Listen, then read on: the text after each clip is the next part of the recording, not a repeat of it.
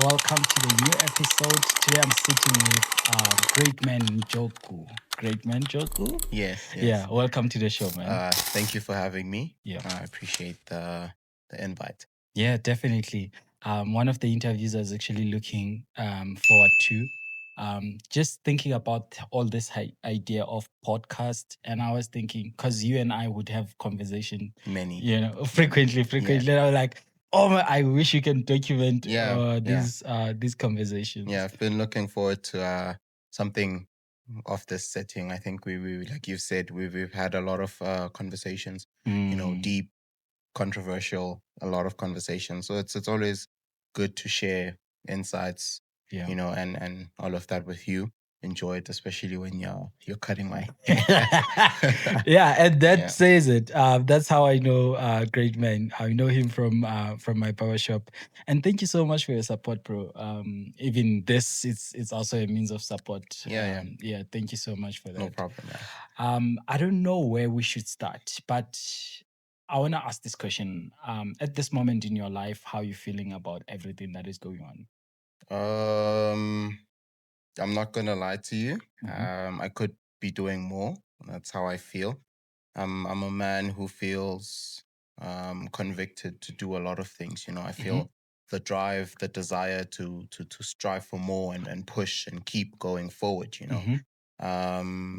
It's always been a dream of mine to help as many people as I can. And despite the fact that where I am now is by virtue a place where many people would dream of being, I still feel like I could contribute more. I still feel like I could do more. Nonetheless, I am proud of the journey. I'm proud of where I am now. I'm proud of how I've come to this place. I'm happy with everything, my life, with family support, school, everything is just, it's something that I genuinely appreciate. I'm grateful to God every day for the opportunities He's given me. Not a lot of people get to experience what I've experienced, and it's a privilege, and I'm never gonna take that for granted. Yeah. Yeah, so there's a lot of things that I think we need to view or zoom in that comment that you've just given me. Um, although I feel like you're doing a lot, bro. Like at this moment, I feel like you're doing a lot. And one of the things that I have admired about your mind, the way you think, it's like I'm talking to an elder, in a youth shell. Sometimes.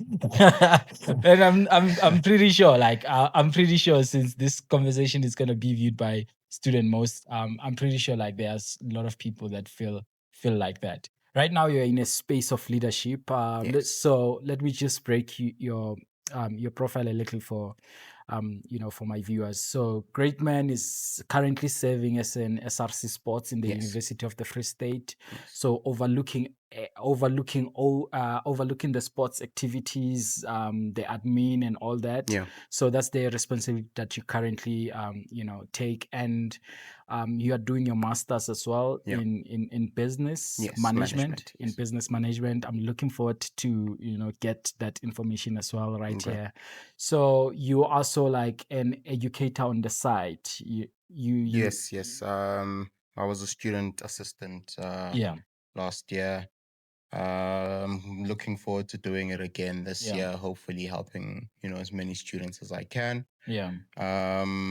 Yeah, like you've mentioned, pursuing my master's this year, Yeah. in a degree that I have so much passion for, which is something that I feel students need to be aware of. Don't just chase a degree for the sake of it or for the sake of getting to the university space. It's all about finding that passion that you have and actually, driving yourself to achieve it.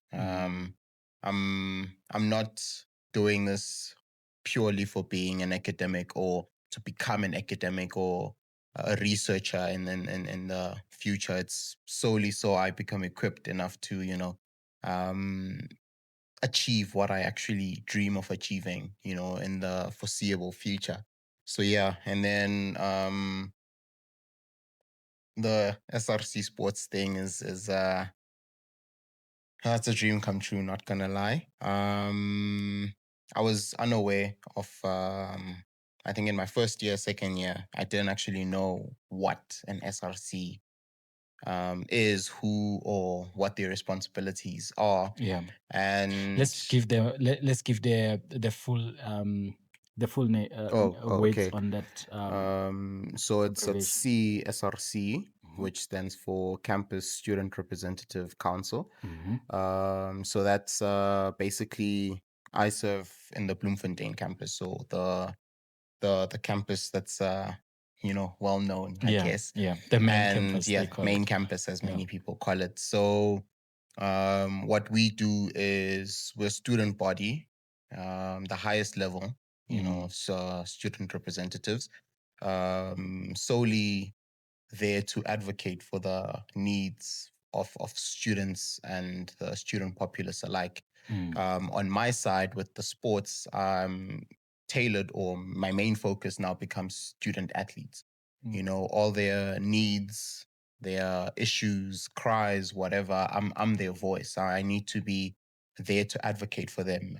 In a space that they wouldn't have to advocate for themselves. mm, So that's basically a gist of what I do. I have a lot in store for this year. I have a lot of mm. plans, a lot of activities that I would like to get across, on a campus level, hopefully even on an institutional level. So the support, that comes from students, more especially because that's who we are, who I'm targeting is going to be important. And um, I look forward to it. I'm really Yeah. excited for it. Yeah. I mean, all the best with that, man.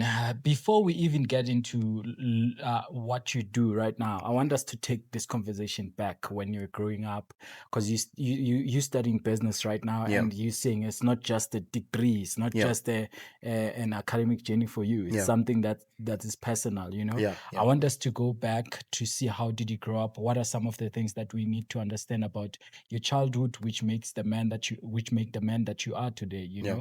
Um, and I also do welcome you guys on this conversation. So I do notice I was making the reason I ask you about AI Yeah. offline is because I started asking AI about some questions related to this Yeah. podcast and all that Okay. in preparation to this interview. So Okay. it did tell me AI that I shouldn't exclude you. You are part of Yeah. the conversation. We're doing this for you. So thank you for joining us. Thank you for watching, and just make sure that you subscribe so that we get to attract more esteemed guests. Okay. Let's take it back, bro. Growing up, how was it for you? Where were you born? Where are you growing up? So I'm from Gauteng, specifically Joburg. Mm, Um, it's the busiest city in this country. I it's our New York. Yeah, it's our New York Yeah, basically. yeah, Sleepless nights. It's yeah. busy roads, Mm, 24/7. So I was born in Bara Hospital in Soweto. My mom gave birth in one of the most hectic Friday nights of her life, she says to me. But yeah, growing up, I grew up mainly. The first part of my childhood was, in the Gussie, basically. mm, And then we moved to the suburbs, and I think the that shaped, who I am, going through turmoil and then going through a bit of calm. It gave me that sense of identity, something that I know I want to avoid and something that I know I want to achieve. mm, As a growing up in a family where my father was a family guy, he was an entrepreneur, mm, which is where the passion then comes from. But he was a family guy. He was always there. mm, He made the time, made the effort to be around as often as he could. And, that's something that I appreciate, knowing how busy he was as I grew up, that he was able to afford even the smallest of I don't know, opportunities and times and moments for his family. For me mm, was it's something that I'm forever grateful for. Um, my dad traveled a lot, and I was on the road a lot with him. Yeah. So if anything, that bit of motivation, that inspiration, that sense of dedication towards what I'm studying now, what I want to become, stems from my dad. He was an entrepreneur. He was a businessman in his own right. He was up and down on the road 24/7. I think I visited a lot of cities in this country because of him. Mm. Growing up, always on the road, I would cry when he'd leave me behind. Yeah. I'd be so happy when he takes me with him. And it's things like that that I think the family dynamics of everything was also a bit of a joyride. At times my siblings would think I'm the favorite child. I at some point we even had a conversation with my mom. We spoke about it. Who's your favorite child? And Yeah. she wouldn't disclose, of course. Mm. You shouldn't do that. But Mm. she would tell everyone in their own right that you are my favorite child. Mm. But I think that's something that made me feel a little special. Something that told me there's something inside that I have to offer to the world. Mm. And I'll just take you guys back on my entrepreneurship journey. Please. So I think it was sixth grade Yeah. when EMS was it? Yeah, it Yeah. was introduced to me, and I think it was fifth grade, but sixth grade understanding and everything, gets to that level. And EMS starts teaching me something called entrepreneurship. I go home, I ask Mm. my dad, "What's an entrepreneur?" My dad says, rather than tell you, let me show you. We go on a drive, Oh, really? and yeah, Oh, yeah, that's yeah, amazing. and we go on the drive. He takes me to a bunch of spaza shops in the community. He takes me to a bunch of um, local organizations, local businesses that are running. And he says, this is what it means to be an entrepreneur. I look at the shops, I look at the environments. I'm like, is it someone who's busy? And it's like, no, no, no, no. Take a deeper look at it. It's someone who's offering a service to the community that no one else is. Oh, yeah. A service that everyone can benefit from, a service that there to attend to the needs of the community. And he then further questions, how many spaza shops do you see around here? And I'm like, there's like two here, and then we go to the next town. There's another two, Mm. and then he then says, that's what it means to be an entrepreneur. You Mm. are there to offer a service that not many um, are privy to getting. You open a service, you open a business that's gonna give something to the community that they actually need in that moment. Mm. So then it dawned on me, okay, you're in school and you need to do something for yourself because my father was very strict. And I'm grateful for that. I'm happy for that. It shaped, my morals. It shaped the type of person that I am today. Mm. And more specifically, he was someone who believed that you learn through experiences. So what he usually did was, if I wanted something, he would say, first figure out how you can get it, costs, maybe the area in which you need to go get this thing. And if I can support you, I'll help you, but I won't give you everything. I'll give you 50%, you find the other 50%. Mm. What that did for me was it clicked in my mind that I need to work for what I want. And being a school child, saving up the um, lunch money that you get was something that was difficult because all my friends, whenever they get to lunch, they just spend. And Mm. I'm there like, okay, no, I'm saving. I'm not eating, as luxurious as my friends, but I'm saving for this, I'm saving for that. And it was a bit taxing, yes, but it also pushed me to thinking up my first idea. I think I started selling sweets because I realized that a lot of students after school would go to candy shops, would Mm. go to the street vendors who sell sweets specifically. So I started with, I think it's Big Bomb. That's the lollipop that I used to sell, the Mm. stock sweet that I used to I sell at the know time. those ones. Yeah, yeah, the big ones. Yeah. Yeah. So what I would do was in the morning, I'd ask my dad.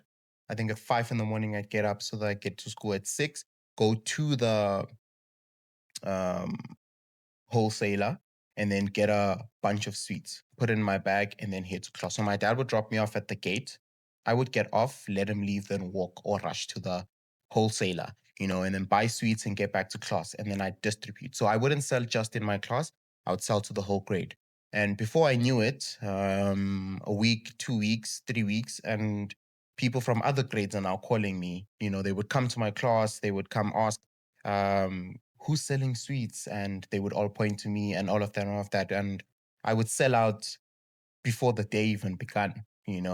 And things like that just kept, motivating me, driving me. And when I got home and told my dad, or when he asked me, where did you get the money? I said, this is what I'm doing at school. And like, now you see, now that's Oh entrepreneurial yeah, mindset, yeah, and then it started to grow from there. It started with sweets and then snacks and then cookies, the likes, and things that I could carry, of course. Um, I think even at school, in high school yeah. specifically, I think around grade 11, Yeah. when it became redundant selling sweets, because now everyone else is doing that. What I decided, to do instead was focus on perhaps a delivery type of aesthetic, a delivery type of service where I would then collect orders from students. I would take their for lunch, for instance. I would collect their orders. Say maybe you would want a sandwich from the canteen, or the lady who's selling outside. I would collect all of that from classmates, and then I would charge a fee for each and every person to go buy it on your behalf, stand in line for you, do all of that, and then bring everything to you before lunch ends. Or I'd leave literally. I had a lot of issues with teachers because I'd leave 10 minutes before the lesson, before lunch would end, rush down to the canteen. So I'd be first in line and place all these orders, collect things, and head back. So my classmates would have enough time to eat and all of that. So that sustained me for a long time. It was very profitable for me Mhm. because not only am I selling sweets on the side and snacks and all of this. But I'm also doing this gig where I'm collecting and delivering for students. And then it would go on to other classes. I think this was the only service that I just limited to my grade, for the purposes of respect and all of that. So it was just my grade. And, after that, I think matric, I took a step back because I had to focus on my academics. And then varsity, I didn't do the selling of sweets and snacks, but I thought bigger. I started to sell academic services now. I would offer to tutor students, I would offer to assist mostly matric students because my brother was still in high school, and I would tell him, oh, if you have people who need help academically, give them my number and this and that. And then that's how so every year it's always been something new, something, that would help in gaining some kind of income, generating some kind of income. I'm proud to say that my mom, I relieved her of that burden of taking care of me, in the varsity space, because that was something that I focused on ensuring that I did. So I took care of myself. I gave myself the lunch money that I needed. I gave myself all the income, and I covered my own expenses. I applied for bursaries, of course, to cover the tuition and everything. But even when that didn't work, I was the one paying it. On my side. Then I started to coach. So now I moved from the academic side because my brother left um, high school and I didn't have access to that. And then I started coaching chess. So that was my new stream of income. So I always did something. That hustle mentality, that You you coach need to. chess? Yes, I do. I coach juniors, Mm. kids, who beginners who are up and coming, sharpening their skills, sharpening their ability to play chess, their cognitive abilities as well. And it's something that I've been doing for, I think this is going to be roughly my fourth year. doing Mm. it, and it's something that I enjoy doing. So it's one of my passions, because I also play chess for the institution. I'm a university chess player. I'm the captain of the team. Just last year December, we were playing the USA, and I had an unbelievable tournament. A lot of people texted me on the side, like, "Oh man, that's an amazing, performance. You did really well." Colleagues who I coach with were like, "Oh, yeah, I see you performed really well. You did this, you did that," and it's something that I'm proud of. And basically, this all stems from that hustle mentality that my father put in me from a very young age. Mm. So a lot of people ask, "Do you ever get tired of hustling?" I'm like, does money ever rest? Yeah. Do you ever get tired of spending? Do you ever Yeah. get I tired hear of you. so it's things like that keep me motivated to want to do more, Mm. and all the experience that I've gained, yes, albeit it's small, it's not that, workspace related. It's something that I can take to the workspace, improve on, and hopefully even do better, you know, go bigger, achieve more, and such and such. So, yeah, been passionate for this for a very long time from a young age, grew up with it, took it on, Yeah. and yeah, this is where I am now. I see, bro. So much information. We're just gonna chew it bit by bit. Let's go back. Very interesting, man. You always talk about your father. Mm, Every time we have such conversations, you would bring him on yes. from time to time. And I love his fathering skills. Looking forward to use that to my own kid. Yeah. Um, do you he was an entrepreneur, right? Yes. And do you trace it back, this entrepreneurship mentality, beyond him, maybe on the lineage? Where do Mm, you think it's coming from in the family? my father wasn't one to speak about what his father or his father's father did. Mm. But I think to a certain extent, it is in our blood, basically. I think he learned the trade. He passed it on, because thinking back, the manner in which he taught me, it's almost as though that's how he was taught, you know? Mm. So logically speaking, it would make sense that it's a lineage type of thing, where everyone in the family passed on this knowledge. And I'm thinking of passing it on to my son. Mm. It's something that I believe would be very instrumental to his life. And um, even if I have a daughter, of course, pass on that Yeah, yeah, mentality, so that, the humility, the the desire, the just the mere fact that you want to become something is just in your heart from a very young age. So I think um, my father's father did it.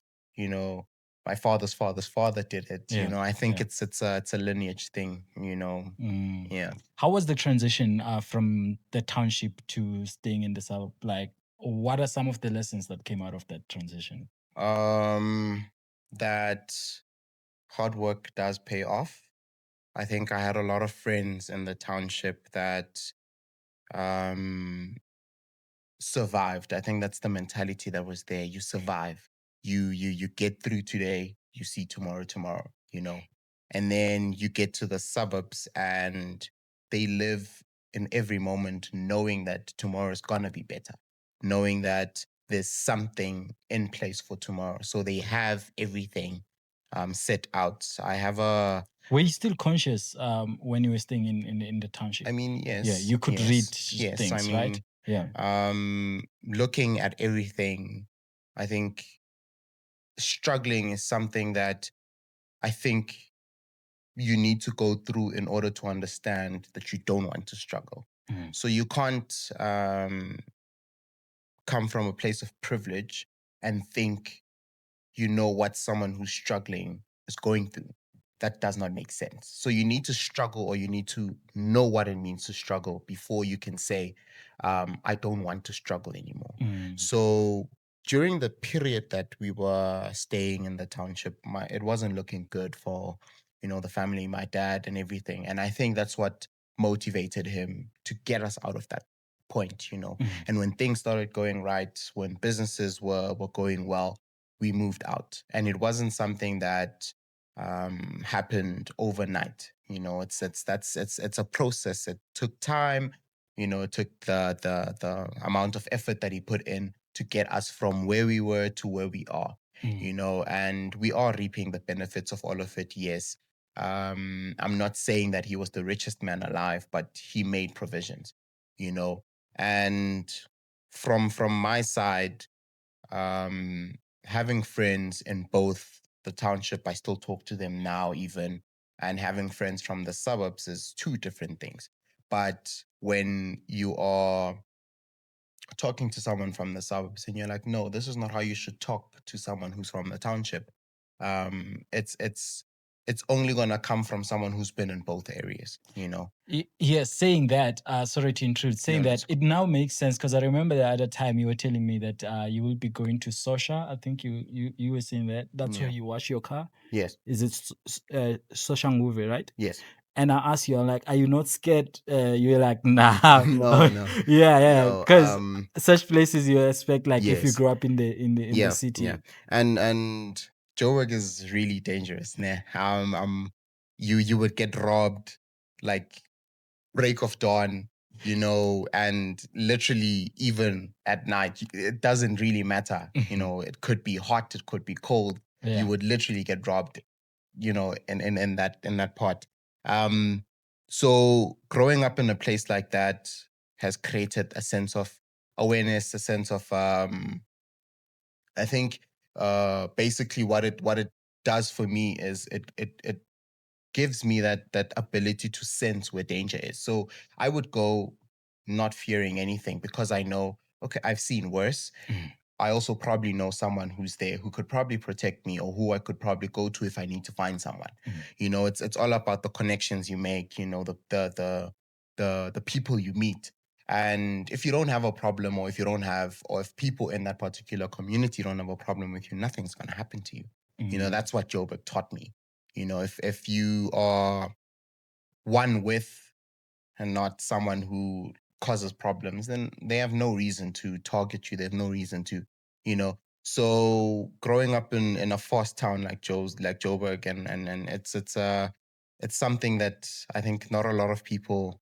I say this to a lot of my Bloom friends. mhm. Forgive me, but I don't think a lot of Bloom, residents would survive the lifestyle of Joburg because it's a bit slow here. It's a bit quiet, and then you move there and everything's just so fast, everything's loud, and you look lost. And the moment you look lost, you become a target. Yeah. So for me, I went to school, by the way, in the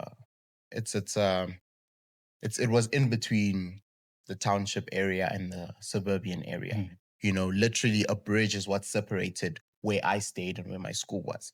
And the bridge is what takes us to the suburban area. So um in a school like that, I made a lot of friends who lived in the township, who lived in town, who lived in the busy city. And those connections for me was valuable. It led me to understand the type of lifestyle that students go through in the township. Walking to school every morning, walking back from school. Navigating the town, navigating that busy lifestyle. And I think that information was crucial to my life. That information still now is very crucial. When I go home, I know where to avoid, I know where to go, I know who to talk to, I know who not to talk to, I know what signs to look out for. I know when someone is about to get robbed. I know when I literally know these Yeah. things because Yeah. I've been around long enough to see them. I've been with people long enough to experience that type of lifestyle.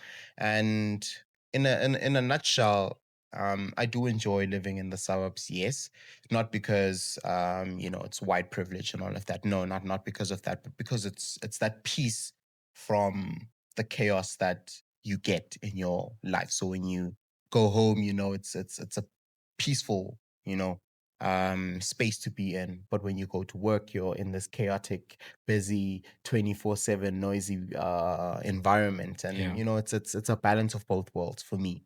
You know, I think at some point I may introduce my child in the future to um the busy, aspect of life, the busy aspect of, you know, the world, and then show them what it means to live in a calm, quiet city. Because if you shell them too much, they don't grow, they don't develop. Mm. And that development is important. It's crucial for any human being, actually. So that's something that I think worked on improving me as an individual and all of that. Yeah, I want to accentuate on this question actually. The reason because I was about to ask this question, would you let your kid have that experience by your choice Mhm. of living in the township? You're Mhm. also speaking about um, um, it making you less developing as an individual. I wanna ask this question this way: when you were in the township, how would you feel about yourself and the place that you see? Basically, tell me about your mindset in the township. It was scary. I'm not gonna lie, being a child there. Which Um, aspect was scary? so I will share this story. Hopefully, my mom doesn't mind. But once upon a time, or at least there was a period when we were in the township when my mom got robbed. Mm, Right, she was held at gunpoint, and it was scary because I was there, mm, unaware. Yes, as a child, as children should be, but aware enough to know something is wrong.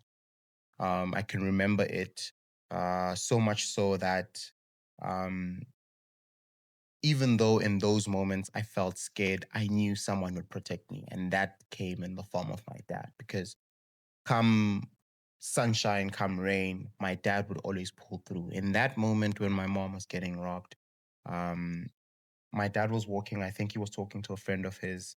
Just we literally passed the road. We crossed the road, and my dad was on the other side. And then he saw what was happening. He came oh running. no. Right, he came running, and in that moment, I'd never seen my dad be violent before. I didn't even know he was capable of that because of how loving and tender he was at home. Mm, And I saw this violent part of his life, and I was like, okay, this is this is what it means to be a protector. mm, You may not like it, you may not want to, but come a situation where you have to do it. mm, And what I noticed afterwards was when we got home, my dad immediately went into his room, locked himself up, and he started praying.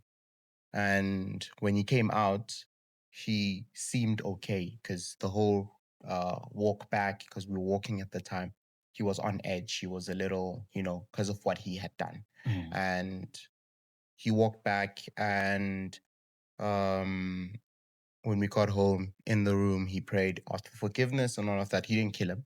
He didn't kill him. So I don't know. I'm glad because I was Yeah, no, about no, to he didn't ask. kill him. I'm like, wow. But he recovered.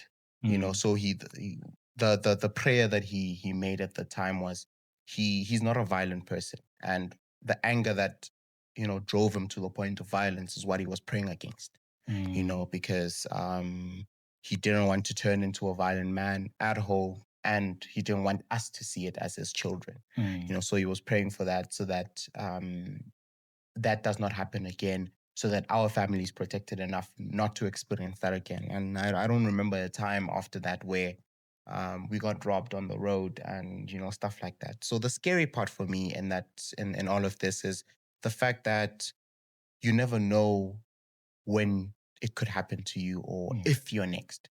And someone literally across the road is getting robbed and you are watching. People around you are watching. No one is helping. That's scary.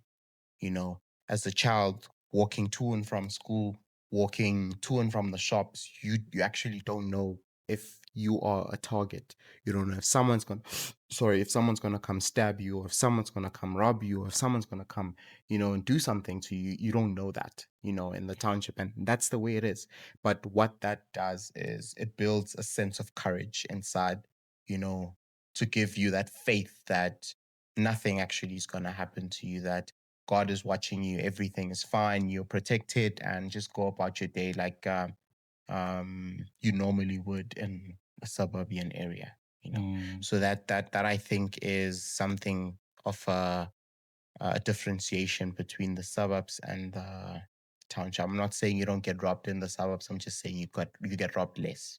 I hear you. So Mm. it's an experience that I think I'm grateful for because it shaped who I am.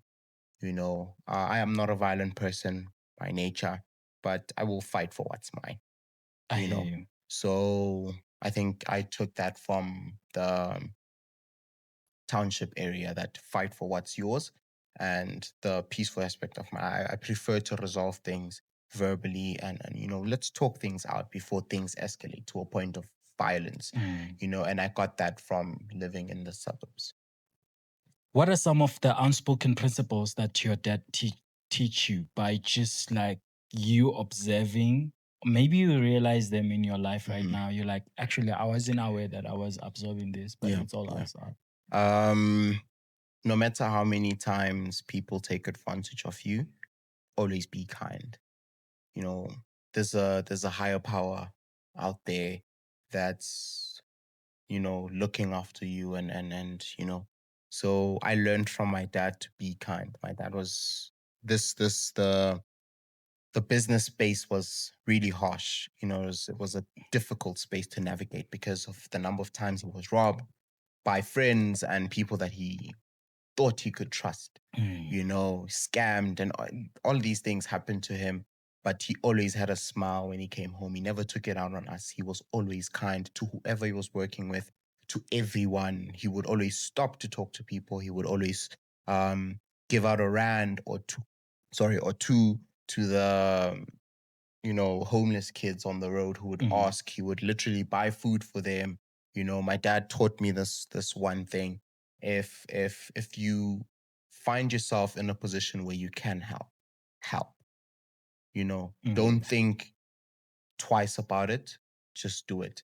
And I think being kind, helping people, and stick to your morals, man. It's something that I think I learned from him.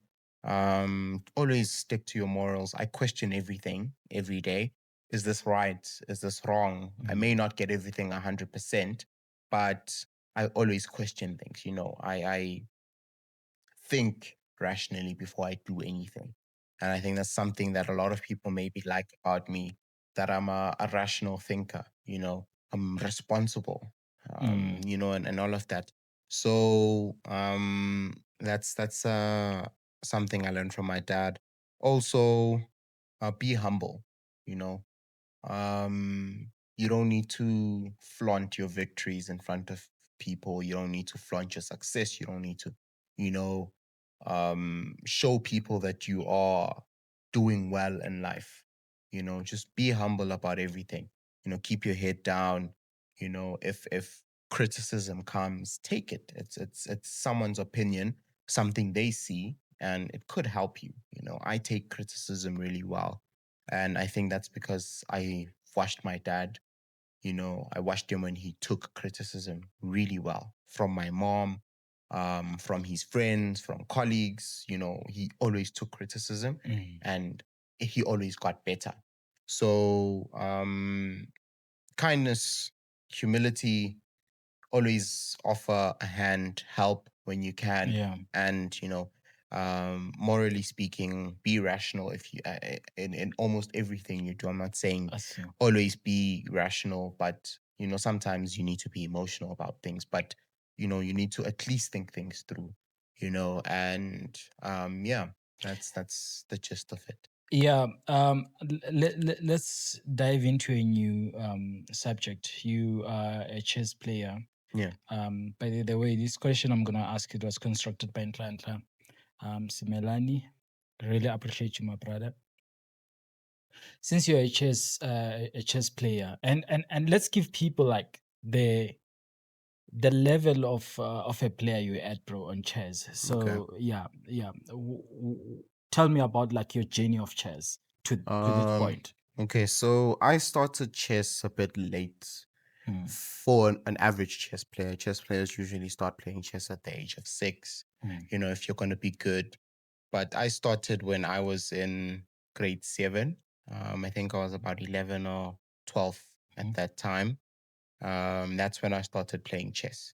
But professionally speaking, or when I got to a level of being a tournament chess player, a competitive chess player.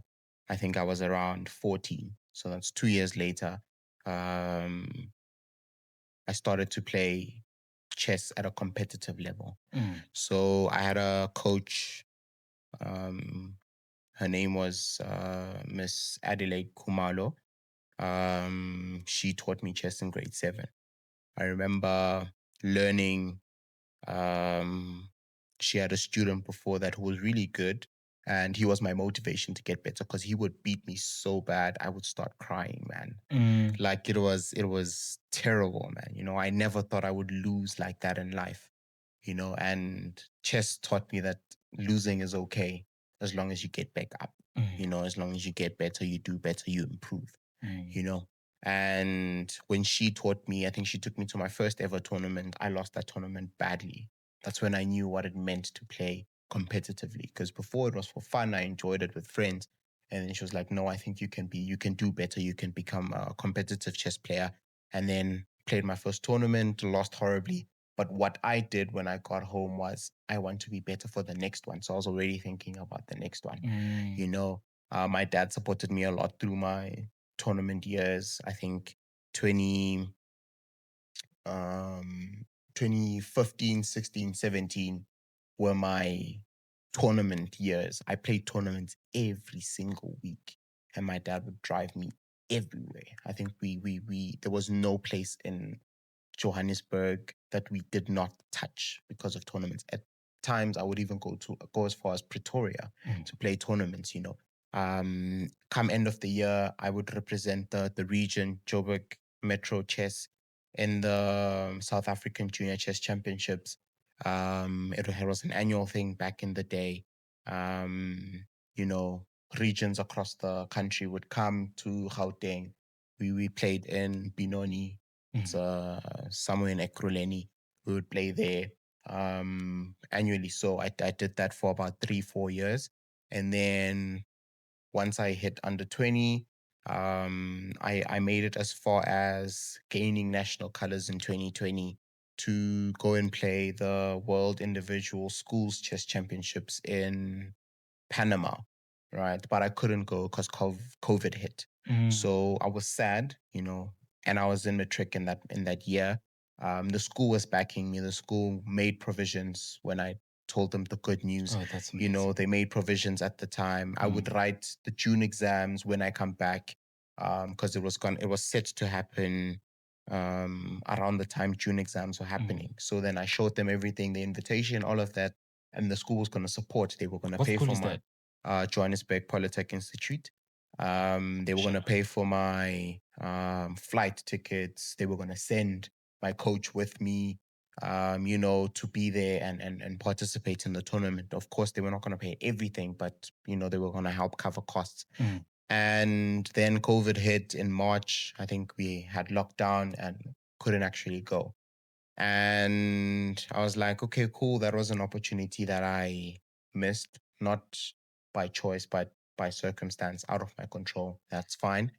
Then varsity, I took a gap year in 2021 after my matric why varsity. did you take a gap year? It was more of a decision on my end that I'm not ready for the university space. I needed to become more responsible, prepare myself mentally How did you before. know we're not ready? I had a childlike personality, you know. Yes, I mean, I was naive, and I think a lot of people forget that being naive is not necessarily a good thing. Thinking that everyone is I'm good trying to out there. understand. I'm trying to understand because I hear like you know, you really like covering it. yeah, Like, it's, like how like did you get in trouble? no, I think the best way to describe it was naive. I believed so much that um every person I met would have good intentions. No matter who it is on the street, you would have good intentions. Um, I then discovered in 2021 that that's not the case, man. Oh yeah. You know, I can say that now, knowing that in 2021 I was still naive, life hit, and that part of me, you know, left. Basically, I'm not as naive as I was in 2020 or the years before. I would befriend almost everyone. Mm. Now I struggle to make Oh, close friend connections. Knowing that I it's not understand everyone now. that I can trust. Yeah, I You understand. know, I understand. and While we're there, actually, because I'm asking this question, I mean, there are just people that yeah. will be going to varsity. Do you think taking a gap year was one of the best things you did? For me, yes, it helped a lot. Financially speaking, it was the right move Mm, because it reduced the strain it would have had on my parents because now they would have to pay my tuition. I didn't qualify for NSFAS at the time. So mm, already, if I had gone to varsity, it would mean that they would have to pay my tuition mm. in full off the pocket. Okay. And they were not in that space yet. My brother was still going to school. My sister was going to school. My older Mm, brother was doing nursing. They were paying his, fees as well. So everything to me, logically speaking, didn't make sense for me to just go to varsity, you mm, know. And I was like, no, I'll just take a gap year and it'll be good. In that gap year, I started working. So it's not that I just sat at home and did nothing. mm. I started working. My dad made me pay rent.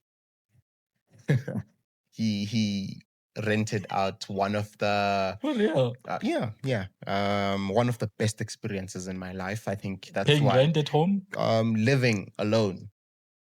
I mean, it Wait, was wait. Were you staying at home? okay. So we have a really big house, and we have spaces that we rent out. I was staying in one of the spaces. It's at home, yes, but Yeah, I'm literally alone. it's crazy. you Yeah. know, and I rented out. I would go to work in the morning, come back, go home, ask for food, go to my room, eat, go about my daily business like that, and Love then that. pay rent at the end of the month. My dad was strict about it because everyone else is paying rent, Yeah. in the in the compound, and then my son is not paying rent. It would be like special treatment, so I had to pay rent. And I mean, what it did for me was it made sure that I had something to do. I kept my job as long as I could. I think I worked the whole year. I was coaching in between that. So I had a steady source of income. And I managed to get the things that I needed and wanted, in that period. What it taught me was financial management. I was able to manage my finances properly. I had to budget properly. I had to spend according to my budget. Coming into the varsity space, I barely waste money. Mhm, So I learned that from this particular year that I was working and I was at home and I was, paying rent. It's basically the same thing as staying at res now. Literally, when I got into the residence space, I was not uncomfortable. It mhm. didn't feel like I didn't belong. It didn't I feel like see. something new. It was something. It was almost as though you've done this before. You know. Mm, mm. So yeah, Yeah, please let's go back to the chess thing, yeah. right? You get into varsity. So I got into varsity. I think my first year was very difficult finding chess on campus because it wasn't that known. And then I found a few people playing chess on campus one of these days, luckily. Mm, And I joined, right? I asked, is there a chess club? They add me to a group. And then I find out who the manager of chess is on campus. And I approach her and I'm like, why don't we have a chess team on campus and stuff? And she's like, no, there's no sign of commitment from players to participate. There's no participation. I'm like, okay, but I can get you numbers. I can get you people who want to participate. Let's do this chess club thing. and then the university chess team started that way. The first year, of course, was Still running even yeah, today. still running even Yeah. today. How many years looking back? This is 2021, so about 5 years now. Okay. Yeah. Oh, So that's amazing, man. yeah, man. That's really bringing change into the Yeah. institution, right? And that's the first impact I had with sports on campus. Mm. So first year I'm playing chess for the university, or at least I got to start playing chess. I think around June for the university. Prior to that, playing sports, soccer for the house that I'm staying at, House Oteniqua. Playing soccer, I played netball, I played basketball, I played all these sports. I think my mentors were asking me, "How do you do it, man? Where do you get the energy to participate in so many things? Mm. Your degrees, challenging as it is." And I'm like, no, but I find time. I do what I need to do when I need to do it. I always have time. So yeah, with chess, the varsity then went to, I think we went to Kimberley in Mhm. 2022. We went to Seoul Blackie to play the USA tournament. We were a team of 9 at Mhm. the time. So it's the first we went, I think in a few years, I heard from the older chess players that it did exist, but it's shut down before, I came and, you know, worked so hard to get it back on track and all of that. And we were 9. It was 8 guys, 1 female. That was the team that went. We played, we received recognition from the institution of some sort. Institution started funding. Then the next year we went to DUT in KZN Durban, Mhm. and we were a team of um, I think we were 10 or so. Yeah, 10. It was about 7 guys, no, 8 guys and 2 girls. you know. Team of 10, we went there. And then when I saw how we were playing, when I saw that, okay, this needs to be bigger, I then further went on to push. And in 2024, we went to UP. Mm. When we went to UP, we were a team of 15 now. So that's 10 guys and 5 girls. That's a full team, according to the USA constitution. It's a full team that participates in chess. So my journey then was long and but last year I think was my best year yet, chess with the university. Um I managed to get into the top 10 chess players. I think we were about 200 and something in the tournament. I managed to get in the top 10. Oh, that's The amazing. From the ladies team, the female chess captain got into the top 10 as well. Although the performance was not the best overall, we had a lot of individual performances, which for me is a stepping stone moving forward. We built on what we started in 2024 with I think one of the players also made it into the top 10 in that year. His name was James. He got in third. This year I got in seventh, tied fifth. Right. So I think I did really well. It's a really tough competition. I'm not gonna lie. Mm. Anyone who's a chess player knows that that's a tough competition to perform in, and I managed to perform. So yeah, when you ask what's my level of chess, Yeah, I'm that's a I'm a competitive chess yeah, player. I yeah, play at a national stage. I play at a not at a provincial stage. I've played at a regional stage. I've played even at a school stage. yeah. If it You was know, if it wasn't COVID-19, we could have gone literally gone international. international. Bro, okay, so the question Ndlanta asked then is, do you apply chess principles in your life? And what are these principles? How do you like apply them?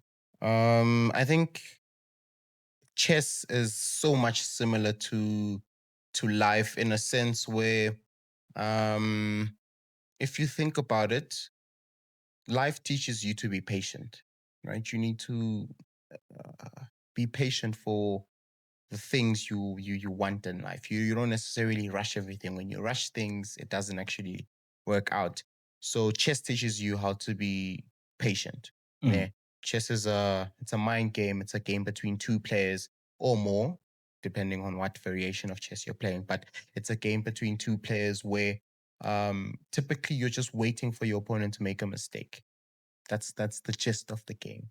You know, you wait for your opponent to make a mistake. You outplay your opponent to the point where you force them to make mistakes, but you need to wait for those mistakes to come before you can actually do anything about it. You know, before you could actually win the games, before you could actually, convert any positions. Nonetheless, chess is a game of patience. It's a game of skill. It's a game of you need to think. You need to deliberate a lot, right? One mistake, or what chess teaches you is one mistake and you could lose it all. One mistake, you could go from winning to losing.